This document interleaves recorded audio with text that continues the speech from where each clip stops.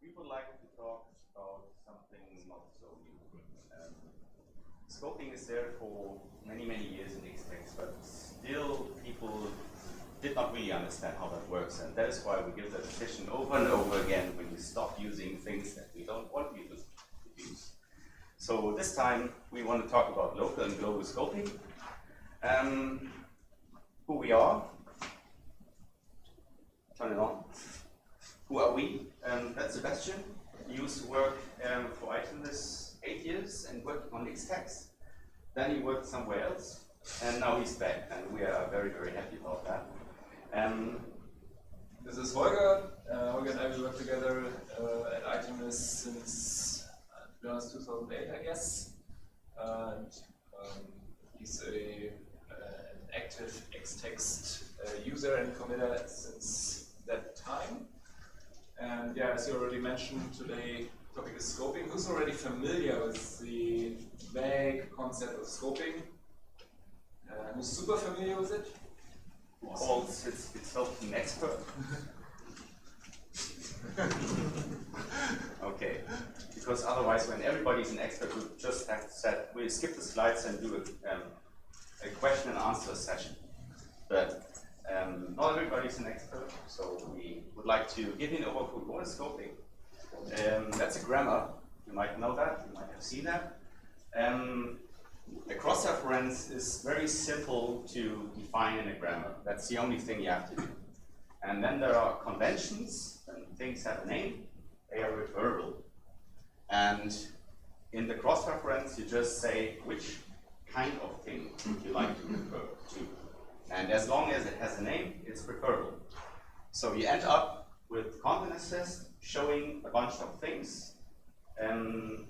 And we call it a qualified name. That is a data structure that actually holds the name of objects. And you see that in the content assist. And when you apply that, it will just show the simple name. But you might wonder, what is a qualified name and why does it look like on the site? It's very simple explained. There is a default implementation so that when an object is contained in another object, so we're using EMF under the covers, then it has some kind of father object. And this father may have another father, so let's call it grandfather. And the name of an object in a qualified name is the combination of the names of the grandfather, father, and the son. Very simply spoken. So when you apply that with the content assist, you will end up with a simple name, not with a full qualified name. Why? Because they are in the same EMF container, same object container. And other things, like on the right-hand side, an object that is located in another resource is not in the same container. And that is why the content assist will not show it. Why? Because normally in the grammar, you just say which type you want to refer to. But you could have written it another way. So the default is that the ID rule is used to define how the string should look like to refer to an object, and the dot is not included. And that is why the prefix matcher that is kicking in the content assist will just take care that things that could not fit into the ID rule are not shown. That's very simple. So you could have written it like that. The full qualified name is just a combination of the ID rule with a dot in the middle, and then the object would get shown, but when you apply it, you will end up with a full qualified name instead of the simple name. Why? Because they are not in the same container, and it's, in this case, in another resource. So how can we fix that? And normally you would introduce imports. There's a convention. The convention is that you have to introduce somewhere in the object tree an object that carries a feature with a name imported namespace. We have fancy coloring for all the things that are conventions. And in this case, you see this one is colored as well. So if you have there in a string that actually is an import, there is a default implementation. Yes, the name of the class is very long because we tend to have very long names instead of Java sometimes. So it's the imported namespace aware local scope provider. So it's a local scope provider that is aware about the imports. Makes sense. And in this special case, there is one method, get imported namespace, that has the convention name here, imported namespace, takes that from an object and introduce an import for that. And if you write down the complete name of an object, you can refer it by using the simple name. But normally you don't want to write each object in import. Normally you want to work with wildcard imports. But the problem is in this special case, we're in the same container. I mean, not the same container. In the meaning of the language, we're in the same package. But in the meaning of EMF, we are not in the same container. And that is why we have to introduce an import. And that feels wrong to write a wildcard import to the very same package that we are currently in. So what can we do about that? You can override nearly everything in Xtext. And that includes the imported namespace of a local scope provider. You can introduce your own fancy implementation for that. And in this special case, it's very simple. We use dependency injection in Xtext, so you can override it, and that's an example to do that. You end up with looking at the code, and there is a method with a name get imports. Imports might feel right, but in this case, we don't have access to the object that we want to get the package name from, so it doesn't work. Next thing is get imported namespace. Normally, it just takes the imported namespace feature. In our case, that might work if we just take the name of the package. But the problem is in our special language, the package is located inside of the root object, and the default implementation will not call that method for the root object. You can call it a bug. It's a feature.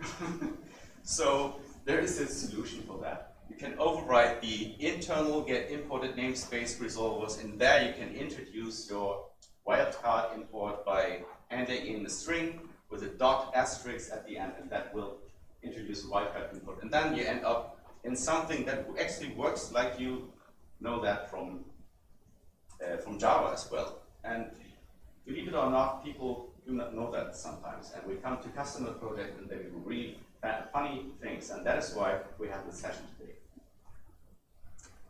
So I will handle over. So far so good.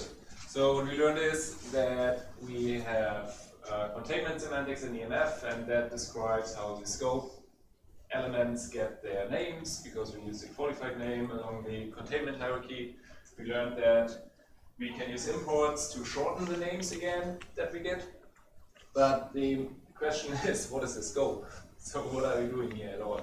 So a scope answers the elements that are referable from a specific context in your resource.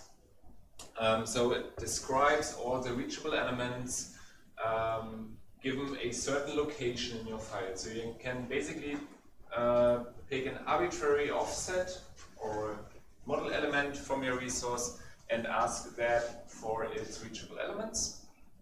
What the scope does in essence is it maps e-objects to names.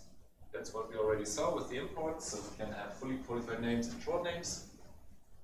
And the crucial difference to a plain hash map is that scopes are built in a chain of responsibility or chain of scopes, where we have the a notion of an outer scope. To put it into a very beautiful picture with well-chosen colors, thanks to Holger, a scope is a container for e-object descriptions, and each e-object description has a name, has a URI, which is a unique pointer to that model element, and it has optional user data where you can store additional information on that description to make that available without having the real e-object at hand.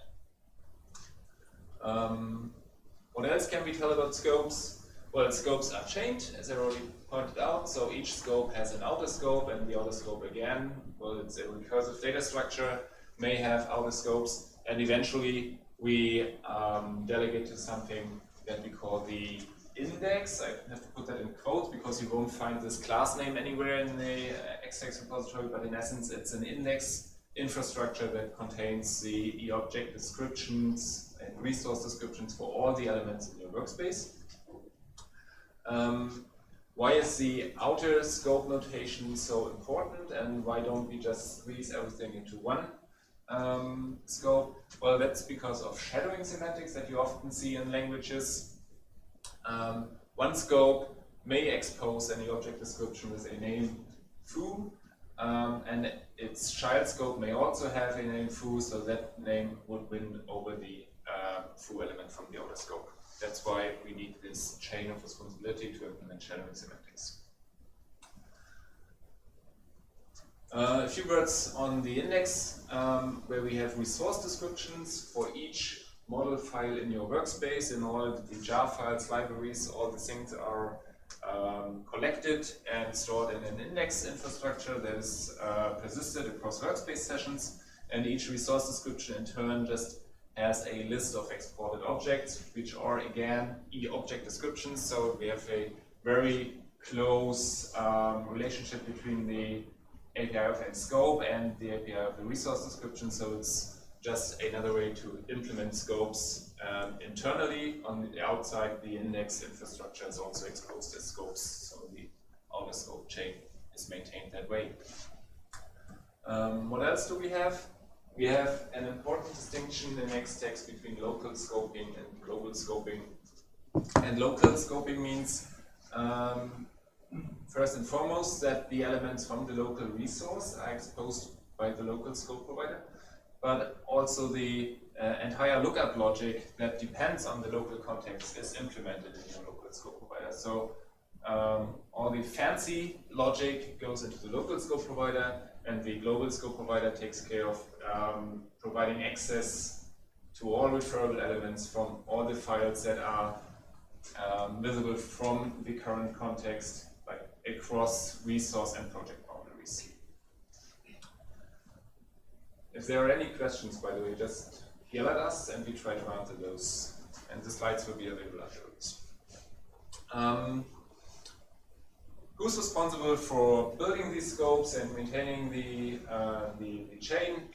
Well, for local scopes, it's the responsibility of the DSL developer, and for the index, it's the Xtext builder. The Xtext builder will crawl all the libraries and all the project dependencies and maintain the visibility constraints according to your project's configuration and your language semantics.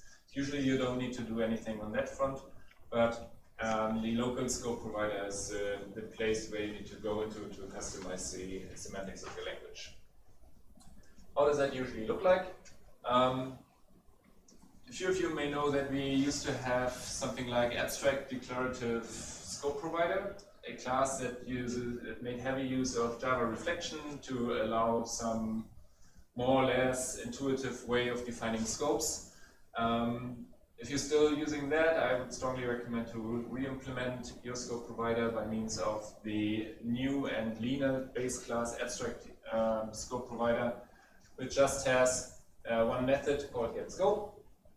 And if you use extend to implement your scope provider, it's super straightforward to replace the reflective mechanism by just a, let's say, switch expression or a if-then-else chain. So takeaway here is, if you are still using the declarative scope provider, then please consider avoiding that, because it will greatly simplify debuggability and may also, depending on the language, improve the performance of your scope provider implementation. So what do we have here? We have an object called ref2field, and it just has one structural feature in the EMF terms that is called field. And then EMF gives you a constant in your generated Java code that follows a certain naming convention. So you have the class name __ field name and everything to uppercase. I don't know how this notation is called. There's probably a fancy term for this kind of naming things, but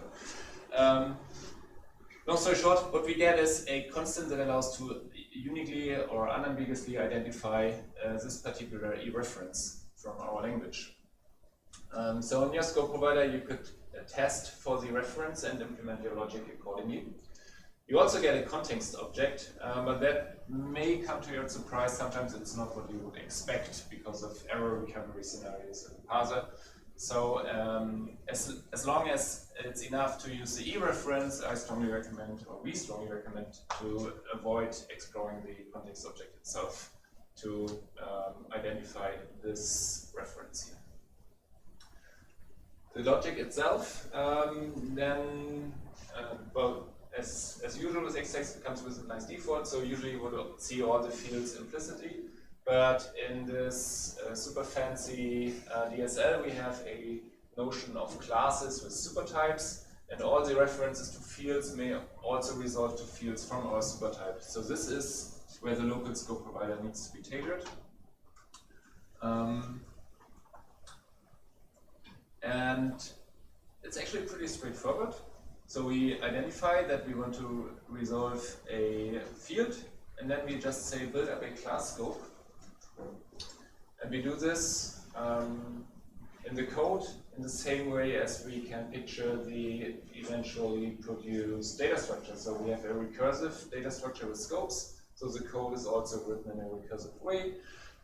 We call give me the class scope, find the container of type class, and then we navigate the supertype of our class until we find the condition that tells us that there's no supertype. And the net effect is that we can also refer to fields from our local class and from our superclass.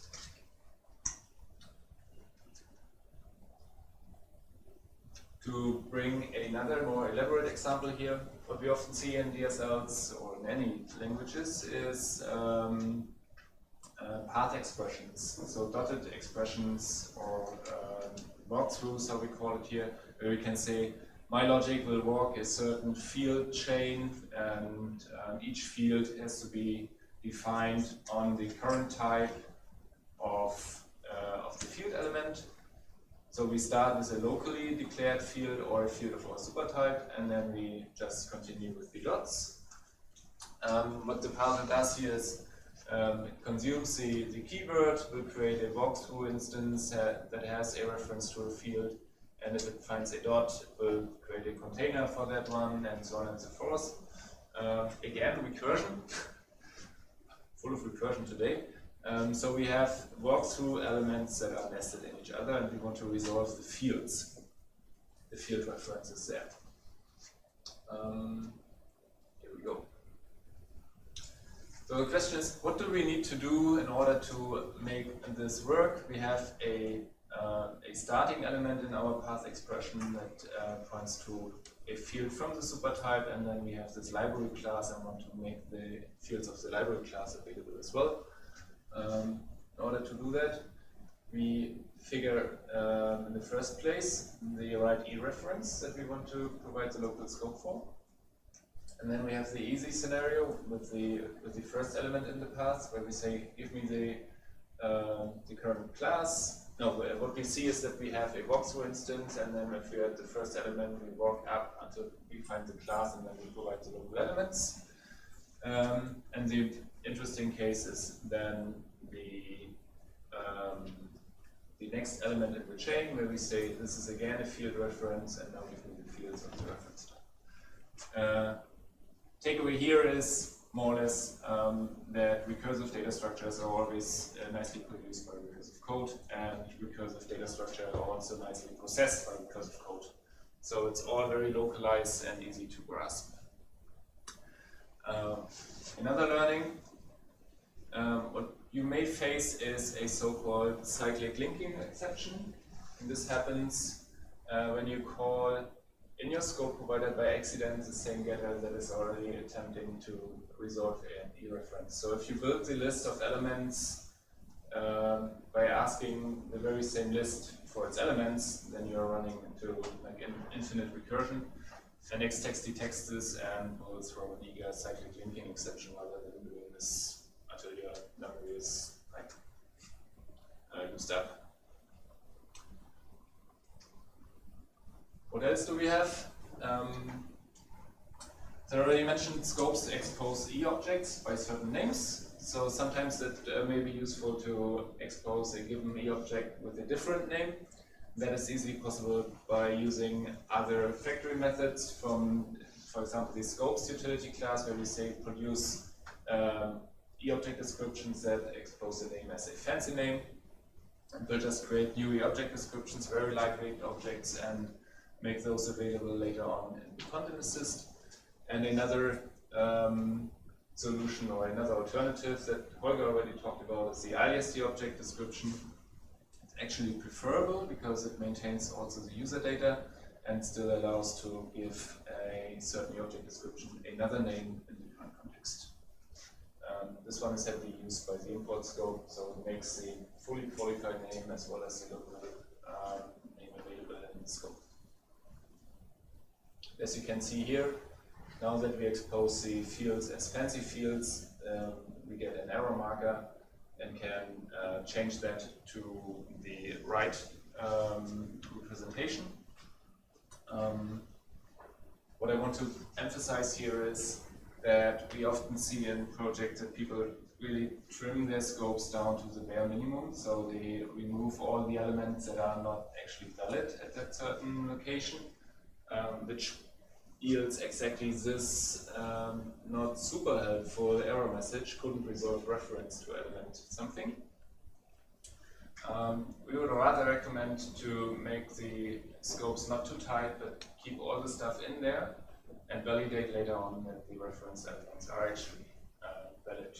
So if we have private fields and reference those across class boundaries, then we would still recommend to resolve these fields successfully and provide a validation later on that says this field is private, you're not allowed to reference it.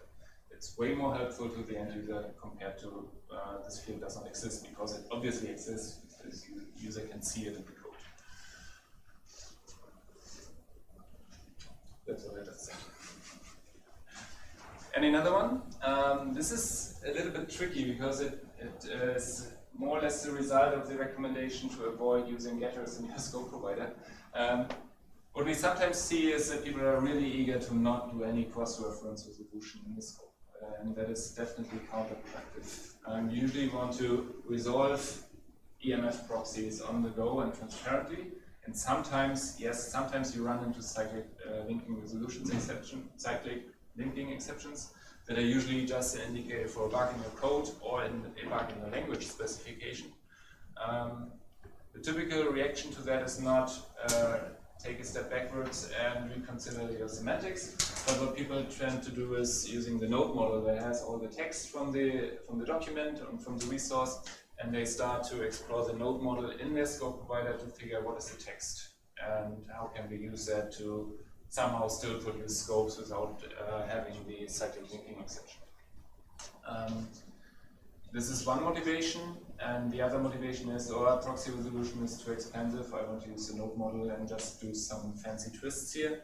That is usually also counterproductive, because when you do this with the node model all the time, your proxy would never be resolved, and in the end we need to verify that the proxy is actually resolvable. So we would, at least in the validator, resolve the proxy, and all these things that happen beforehand are just more expensive than the plain resolution with them. So if you are facing yourself with using the node model, you're probably most likely, very likely, and definitely doing it wrong. Disclaimer, there are use cases for that stuff. And this one is actually my favorite. The builder is already maintaining an index infrastructure, an index infrastructure that already suggests that there's some efficient means to look up elements and names and things. But still we see scope providers that do something like, give me the resource set, and the first thing I do is make sure that these 5 resources are actually also present in the resource set. So we trigger loading of these resources and we traverse them manually and all the stuff.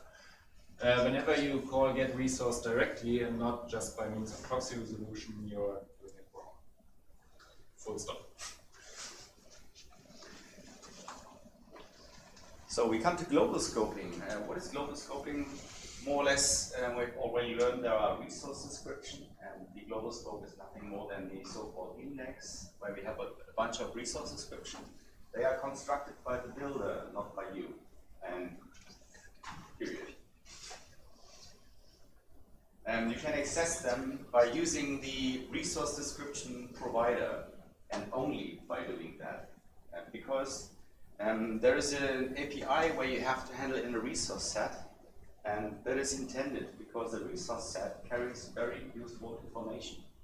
It carries information about the load options. And there are different representations of the index. There's the live scope index that includes editors that are currently open and might be dirty. So that state shadows the original physical files that are located in your workspace. And the name builder scope, you might like the name or not, that is the representation of the files that are physically there. So you have to use the resource descriptions provider. Please do that. The index is constructed by the builder. And we have learned that there are conventions that when an object has a name, it's referable. But normally, not everything that has a name should be referable. Talking about information hiding, no one, hopefully no one, will write Java classes where everything is public. And exactly that is what you do when you use the default. Don't say that the default is wrong, but at a certain point you should think about information hiding. Because you will save memory and time. There is an API to control which object should get into the index. And it's pretty simple. It's the resource description strategy that has one method, create the object description. And within that method, you can decide if you want to have an object in the index or not. So pretty simple. And the good thing about that is during doing that, you can put in user data. That's very useful. It's serializable stuff, it's strings, things you want to have at a certain point in your scoping. In your scoping implementation, things that you would like to have from an object without resolving the object itself, without resolving the proxy. And you can use that information to filter out things without loading them, actually. And that's very, very useful. There are scenarios where people claim that Xtext is extremely, not very performant in a standalone scenario. And that's because they are still using an old implementation that we thought 5 or 6 years ago is state-of-the-art stuff. So there was an implementation, resource description, resource set global scope provider that actually iterates over all the objects inside of the resource set. That's inefficient. Nowadays, there are other implementations to do that. I will just show it in a minute. And we have already done that for Maven and Gradle, so please use it. And don't build your own stuff. Not every code generator should be invoked by a workflow, very important. There are other situations how to do that. And I've seen a scenario at a customer where they have a workflow that actually executes a workflow, and within that they execute Java. Why should they call Java directly? So to do that nowadays, there are implementations, I already said that, for Maven and Gradle. And what we actually do is we load all the resources and consult the resource description manager to get a resource description. And then we put that as an adapter in the resource set. And that will be very, very fast compared to the resource set global scope provider. Please do that. I've been at a customer where they claim that the build takes 6 minutes. Then we switch into that implementation in 5 minutes.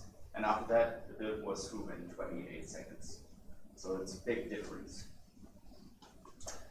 So, to wrap it up, we are really good in time. Lessons learned: never, never, never, never, ever resolve or load resources in your scoping implementation. Avoid using the node model inside of your local scope provider, because, as we already have learned from this question, proxy resolution is a good thing. Sometimes, not always. You should not rely on the things you are currently calculating inside of the local scope. So when you want to calculate the candidates at a certain position, you cannot ask for them while you do that.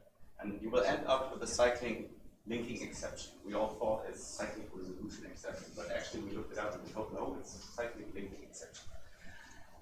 You should use user data and not expose everything from your language. You should not make too tight scopes. So when you change something that influences your scope calculation and your user ends up with a not so good message, so it only shows up that there is something not resolvable, that really will not guide him to really solve the problem. So do that with validations. And of course, we cannot say it often enough, don't ever load resources. There is a global scope that will do that for you. Okay, we are through. We have 4 minutes for questions. If you have, the slides were very, very detailed and you cannot really read that. That was by intention. Because normally when you have a conference talk, you end up with slides that with nice pictures and somebody said something about that. But when you get the slides, you are lost. And this is different today, hopefully. You will get the slides. Any questions? Yes? Okay, so just a follow-up question. Let's assume that I want to create a textual editor that is synchronized with a graphical papyrus diagram, for example. Can I, so basically I have to create a new resource, which is the Xtext resource. Can I understand well, I have to put this resource using the get resource descriptions. I have to find, first I have to put the resource in the same resource set as my model, my previous model. Then I have to use the get resource descriptions function that is provided by the resource description provider in order to find all the objects that can be used by the global scope provider. Depends. I think this is a very detailed question that we should take offline, but the short answer would be almost correct. So there are a few twists with the load options and so on that you have to be aware of, but we should take that offline. Maybe I can. I've done that for a graphical editor. You can have a chat. Okay. Any other questions? Yes. Can you give more details about multiple name and scoping depending on the context? We talk about alias. Yes. You mean more details in the sense of more examples or more information how you would do that? Or Depending on the context where I am in my editor, the same e-object does not have the same name. yes. So the use case would be to have aliases in certain locations for your elements, and you would do that in your local scope provider by overriding the defaults, where we just use the name feature, and then you would create the qualified names according to your semantics, and put those into the object descriptions and into the scope. This is the case that Holger explained. Maybe I didn't get it, the question. Would you like to hear an example where it is used and why it is useful there? Sometimes I have .api file that can be named just by its base name or named with its complete file name. So xx.api. And depending on the context, this e-object API will be referenced either by its base name or by its file name. You would usually do that by putting the element into the index twice with different resource descriptions provider where you compute all the exported elements. And into the user data, you put in information if it's the one variant or the other variant for the name, so that you can read from the index whether it's a short name or the long name or the alias or not. And then you can later on filter for this user data in your scope provider to make sure that only the correct variant is exposed. But maybe we should also discuss that a few minutes later. Okay, it's a very specific question. We have a booth out there, and you can come there and we can talk about Xtext or whatever you want. That's it. We hope you will enjoy the conference.